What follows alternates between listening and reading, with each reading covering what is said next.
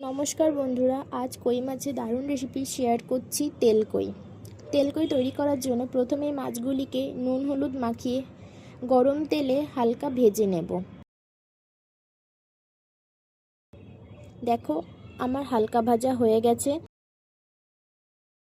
এবার আমি নিয়েছি একটা টমেটো কুচি, আদা বাটা, জিরা গুঁড়ো, হলুদ গুঁড়ো, লঙ্কা গুঁড়ো ও সামান্য জিরা ও নুন।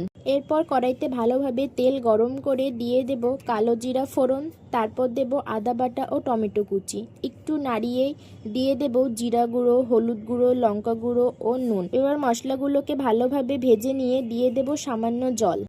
জলে জাল ওঠার পর দেব ভেজে রাখা মাছগুলিকে। এরপর ভালোভাবে 10 মিনিট জাল দিয়ে নামিয়ে নিতে হবে।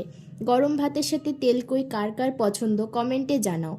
আর এরকম সাধারণ ঘরোয়া উপকরণ দিয়ে নিত্য নতুন রেসিপি দেখতে চাইলে সাবস্ক্রাইব করে সাথে থাকুন।